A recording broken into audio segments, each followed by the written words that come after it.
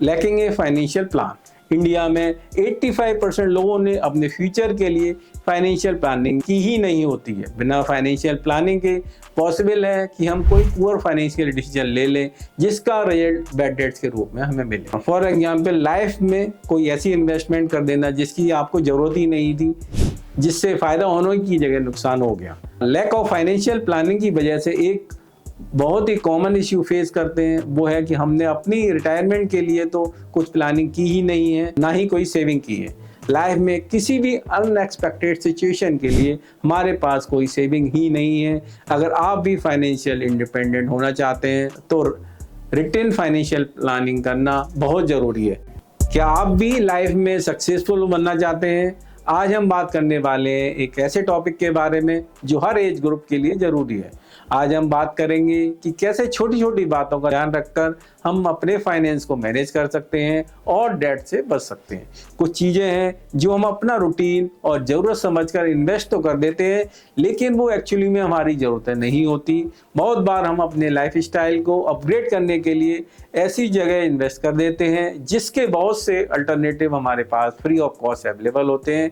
कई बार हम सिर्फ शो ऑफ करने के चक्कर में फंस जाते हैं। हमें अपनी नीड्स और वांट्स को समझना होगा।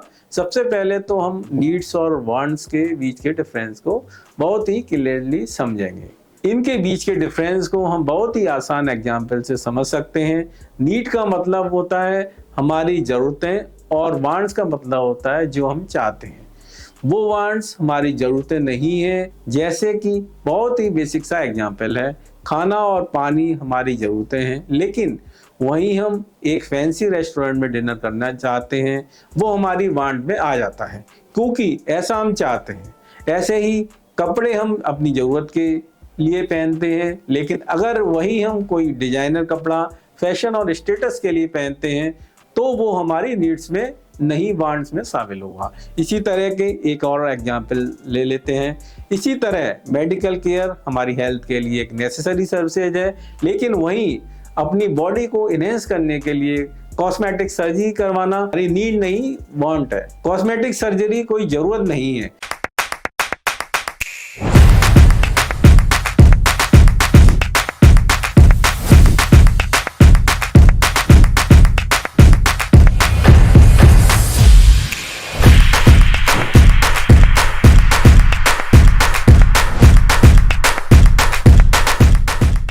अगर आपने अभी तक चैनल को सब्सक्राइब नहीं किया है तो जल्दी से सब्सक्राइब करें। यहाँ आपको income tax, GST, personal finance, business case study से रिलेटेड लेटेस्ट अपडेट मिलते हैं। तो चलिए अब बात करते हैं उन आदतों की जिनकी वजह से हम सेविंग नहीं कर पाते और फिजूल खर्चा करते रहते हैं। और कई आदतें तो ऐसी होती हैं जिन्हें हम समझ ही नहीं पाते कि हम कोई फ्यूल खर्च कर रहे हैं। जिम सब्सक्रिप्शन, आज के दौर में 90% से ज़्यादा यूथ फिट रहने के लिए जिम जाते हैं, लेकिन उनमें से 70% पूरे साल का सब्सक्रिप्शन प्लान ले लेते हैं क्योंकि वो उन्हें कॉस्ट इफेक्टिव लगता है। लेकिन कुछ वक्त में ही लोग जिम जाना बंद कर देते हैं। जिम ज्वाइन करने का मेन मोटिव था हेल्थ को इम्प्रूव करना। ज़्यादातर लोग बिना किसी कमिटमेंट के जिम ज्वाइन कर लेते हैं और बीच में जाना छोड़ देते हैं। इससे मनी वेस्ट हुई क्योंकि आपने पूरे साल का या 6 महीने या 3 महीने का जिम सब्सक्रिप्शन लिया और जाना भी छोड़ दिया। फिट रहने के लिए इन्वेस्टमेंट फ्री ऑप्शन भी है, जैसे कि outdoor exercise, jogging, playing with friends, running. Next is luxury brands. जैसा कि मैंने अभी कहा कि हम उन चीज़ों में इन्वेस्टमेंट करते हैं जिनकी हमें कोई ज़रूरत नहीं है, बिना ये सोचे समझे कि उनका प्राइस क्या है और इसका हमारे फाइनेंशियल पर क्या असर पड़ेगा। Millionaires can afford luxury items, लेकिन इसका बिल्कुल ये मतलब नहीं है कि वो अपनी मेहनत की कमाई सिर्फ लग्जरी आइटम लेने में लगाते हैं। ओकेजनली आप उन्हें कम रेंज की वॉचेज, सिंपल कपड़ों में देखेंगे या फिर उनके हाथ में कई साल पुराना फ़ोन होगा। नेक्स्ट इज नई गाड़ी खरीदना। नई गाड़ी खरीदना आज की यूथ जनरेशन का सबसे वर्स्ट डिसीजन में से एक है, क्योंकि जैसे ही आप अपनी नई गाड़ी को रोड पर लेकर आएंगे आपकी वैल्यू कम हो जाएगी। 1 साल होते ही आपकी गाड़ी की वैल्यू 20 से 30% तक कम हो चुकी होगी और 5 सालों में गाड़ी की वैल्यू 60 से 70% तक कम हो चुकी होगी। ज़्यादातर लोग गाड़ी खरीदने के लिए लोन लेते हैं, लेकिन वो एक ऐसी चीज खरीदने के लिए लोन ले रहे हैं जिनकी वैल्यू ज्यादा होने के बजाय कम हो रही है। लेकिन अगर गाड़ी की आपको जरूरत है तो आप कोई 2 से 3 साल पुरानी गाड़ी भी ले सकते हैं, क्योंकि वो आपको 30% वैल्यू कम पर मिलेगी और आपको बैंक से लोन भी नहीं लेना पड़ेगा। नेक्स्ट इज बाइंग टीवी और वीडियो गेम। हम लोग ज़्यादातर टाइम टीवी देखने में वेस्ट करते हैं और हमारी फ्यूचर जनरेशन वीडियो गेम्स खेलने में सबसे ज़्यादा टाइम वेस्ट करती है। हम लेटेस्ट टीवी लेने के लिए कई बार टीवी को लोन पर भी ले लेते हैं। हम सबसे ज़्यादा टाइम और पैसा टीवी और वीडियो गेम्स पर वेस्ट करते हैं, बजाय कि उस वक्त को कुछ प्रोडक्टिव एक्टिविटी में इन्वेस्ट किया जाए या फिर कुछ न्यू आइडियाज़ पे काम किया जाए जिससे सेकेंड इनकम जनरेट की जा सके। Lavish vacation, life travelling expenses होना बहुत ही ज़रूरी है। अगर वेकेशन को प्रॉपरली प्लान ना किया जाए तो ये नुकसानदायक भी हो सकता है, क्योंकि बहुत लोग लॉन्ग वेकेशन के चक्कर में कर्ज में दब जाते हैं और कई सालों तक उन्हें कर्जा उतारना पड़ता है। अगर आप एक अच्छा वेकेशन चाहते ही हैं तो अपने फाइनेंशियल को अच्छे से प्लान करें। लोन लेकर या कर्जा लेकर बिल्कुल भी घूमने ना जाएं, क्योंकि इससे फिर लंबे वक्त तक कर्जा उतारना पड़ेगा। वॉरेन बफेट के हिसाब से घर खरीदने में सारा पैसा लगा देना समझदारी वाला काम नहीं है, क्योंकि घर खरीदने में हमारी सारी सेविंग चली जाती है। वॉरेन बफेट के हिसाब से घर खरीदना गलत डिसीजन नहीं है। गलत डिसीजन है कि अपनी सारी सेविंग एसेट्स उस ऐसे घर में लगा देना और साथ में लोन भी ले लेना। इससे आपके पास कोई अल्टरनेटिव इनकम जनरेट नहीं होंगे तो एक्सपेंसेस जनरेट होंगे। वॉरेन बफेट के हिसाब से घर रेंट पर लिया जाए और side by side financial assets को बढ़ाया जाए। Stop spending all your income at once. जैसे ही हमारी सैलरी अकाउंट में क्रेडिट होती है, सबसे पहला काम हम जो करते हैं वो है अपने बिल्स पे करना, नेटफ्लिक्स सब्सक्रिप्शन पे करना, नए कपड़े खरीदना, दोस्तों के साथ पार्टीज करना और वीकेंड वेकेशन प्लान करना। और मंथ खत्म होते होते हमारे पास सेविंग के नाम पर कुछ नहीं बचता है। सारी चीजें प्लान करने से पहले हमें अपने आप को रिवार्ड करना चाहिए। सैलरी का 10% स्टार्टिंग में ही सेविंग में डाल देना चाहिए और बचे हुए पैसे से एक्सपेंसेस करना चाहिए। इससे ये होगा कि मंथ फिनिश होने पर आपके पास कुछ सेविंग होगी जो आपको जरूरत पड़ने पर आपके काम आएगी। Do not get comfortable with your debts. अपने बढ़ते हुए कर्ज को हल्के में ना लें या कर्जे को आदत ना बना लेना। आज कई लोग हर छोटी से छोटी चीजें खरीदने के लिए लोन ले लेते हैं। टीवी लेना हो तो लोन, फ्रिज लेना हो तो लोन, कार लेना हो तो लोन। आजकल ये ट्रेंडिंग हो गया है कि जो भी चीज आपको खरीदनी है उसे हम लोन पर ले लेते हैं। हमें किसी को कुछ गिफ्ट देना है, हम क्रेडिट कार्ड यूज करते हैं। हम ये भूल जाते हैं कि वो कर्ज हमें बैंक को वापस भी देना होता है।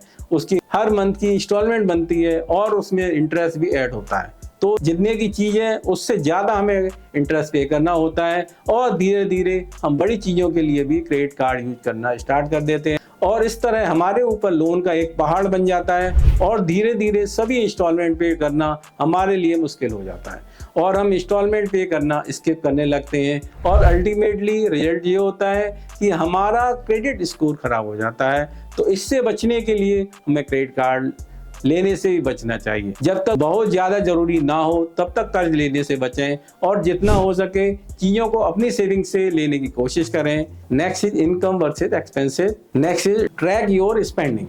हम में से बहुत से लोगों को अपनी इनकम और एक्सपेंसेस में तालमेल बिठाना नहीं आता। नॉर्मली हम क्या करते हैं, जैसे जैसे हमारी इनकम बढ़ती है हम अपने एक्सपेंसेस को भी इंक्रीज करते जाते हैं और धीरे धीरे ये एक साइकिल बनती चली जाती है। इनकम इंक्रीज हुई तो उसी के साथ हम अपने खर्चे भी इंक्रीज कर लेते हैं। ये सब सुनने में तो ठीक लगता है, लेकिन अपने बजट को ट्रैक में रखने के लिए आपको अपने एक्सपेंसेस को नोट करना चाहिए। आजकल ऑनलाइन बहुत सारे बजट ट्रैकर्स आपको मिल जाएंगे। इनमें आप इंक्लूड करेंगे कि आपकी मंथली इनकम कितनी है, उनमें से आप अपनी सेविंग में क्या क्या डाल रहे हैं, फिर आप अपने एक्सपेंसेस को मेंशन करेंगे, चाहे वो इलेक्ट्रिसिटी बिल हो या क्रेडिट कार्ड का बिल। इससे end of the month monitor करें। फिर आपको समझ आएगा कि आपकी सेविंग ज़्यादा है या खर्चे, और अगर खर्चे इनकम से ज़्यादा हैं तो आपको कौन कौन से एक्सपेंसेस को कम करने की ज़रूरत है। Lacking a financial plan. India में 85% लोगों ने अपने फ्यूचर के लिए फाइनेंशियल प्लानिंग की ही नहीं होती है। बिना फाइनेंशियल प्लानिंग के पॉसिबल है कि हम कोई पुअर फाइनेंशियल डिसीजन ले लें जिसका रिजल्ट बैड डेट्स के रूप में हमें मिले। फॉर एग्जांपल, लाइफ में कोई ऐसी इन्वेस्टमेंट कर देना जिसकी आपको जरूरत ही नहीं थी, जिससे फायदा होने की जगह नुकसान हो गया। लैक ऑफ फाइनेंशियल प्लानिंग की वजह से एक बहुत ही कॉमन इश्यू फेस करते हैं, वो है कि हमने अपनी रिटायरमेंट के लिए तो कुछ प्लानिंग की ही नहीं है, ना ही कोई सेविंग की है। लाइफ में किसी भी अनएक्सपेक्टेड सिचुएशन के लिए हमारे पास कोई सेविंग ही नहीं है। अगर आप भी फाइनेंशियल इंडिपेंडेंट होना चाहते हैं तो रिटेन फाइनेंशियल प्लानिंग करना बहुत ज़रूरी है। इस वीडियो में हमने सबसे पहले नीड्स और वांट्स में डिफरेंस समझा और ज़्यादा ज़रूरी क्या है वो डिस्कस किया। फिर हमने समझा कि किस तरह जिम सब्सक्रिप्शन लेकर हम उसका यूज नहीं करते हैं और मनी वेस्ट करते हैं। इसका एक और बहुत सिंपल सा सॉल्यूशन भी हमने डिस्कस किया। फिर हमने डिस्कस किया कि किस तरह से हम अपनी नीड्स और वांट्स को ना समझ कर लग्जरी चीज़ों में इन्वेस्टमेंट करते हैं, चाहे हमें उस चीज़ की ज़रूरत हो या ना हो। नेक्स्ट हमने बात की कि किस तरह 2 से 3 साल पुरानी गाड़ी लेकर हम 30% तक कॉस्ट सेविंग कर सकते हैं और शायद लोन लेने से भी बच पाएँ और फ्यूचर के लिए अननेसेसरी डेट्स भी इकट्ठा ना हो। फिर हमने समझा कि अपने विशेष के हाथ मजबूर होकर और बिना अपनी पॉकेट देके हम लेविश वेकेशन के लिए स्पेंड करते हैं। साथ ही हमने ये भी डिस्कस किया कि किस तरह क्या किया जा सकता है। हमने ये भी समझा कि किस तरह जल्दबाजी में हम घर खरीदने के लिए अपनी सारी सेविंग लगा देते हैं और इसका सही तरीका क्या हो सकता है, हमने वो भी समझा।